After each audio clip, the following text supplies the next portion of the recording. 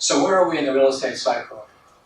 If you take a look at real estate cycles in real estate for the last 50 years, the last 5 decades, it has been predictable, it's consistent, and has never changed. Every single real estate cycle in the last 50 years has started on a year that ends in a 2, 3, or 4.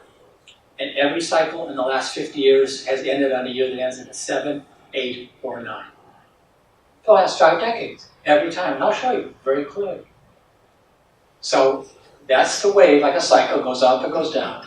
We're up here somewhere in this 4th quarter of this year. That is nationally, because it doesn't always work perfectly. It's not like it always going to end on 12/31, and every asset class is going to end at the same time, every market is going to end at the same time. As you see later on here, I'm very bullish about Atlanta. So Atlanta is further down that curve, but you are seeing some things creeping in multifamily. You are seeing some sensitivities in this marketplace where some overbuilding is occurring, some things are going to slow down a little bit. It's based on where you are in the cycle. Every cycle has a name.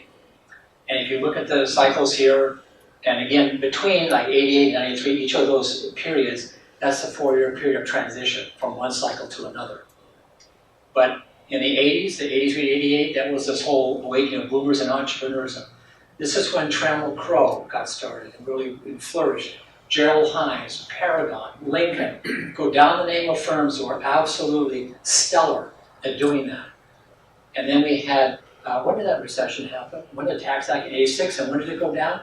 88, 89, the market cratered. We come out of that age of technology and startups. Our industry was driven by this particular factor, and so Raleigh, North Carolina, Denver, Seattle, Silicon Valley, Austin, Texas, all of those tech centers began to emerge around the country, driven by technology and startups. And we had 9/11, and we had a downturn. We come out of that, we borrowed way too much money and got way too far in debt.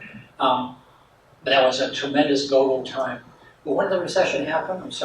2008. Same thing, we came out of that right now in the age of capital asset and entity rebalancing. This is why we're seeing so many transactions occurring.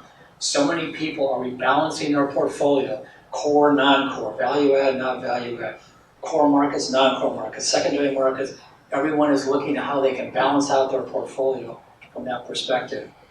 So that's that, and then we're going to come down into some more innovative things here. I gave a presentation 10 years ago, this non-land-based here. My feeling is within the next 10 or 15 years, we'll be leasing space and building buildings in the oceans. I think we'll be doing the stuff in the sky. I think there'll be a tremendous amount of real estate that will be not necessarily land-based, but maybe in a variety of different ways. And you just watch it, and Amazon delivery is just a perfect example of that. I said that 10 years ago. But we also have this psychological thing going on. And the best place for you guys, the sweet spot in real estate, is when there's all this optimism and excitement, and things are going well, rents are going up, values are going up, things are happening. The other sweet spot is when there's a lot of denial, fear, panic, and despair.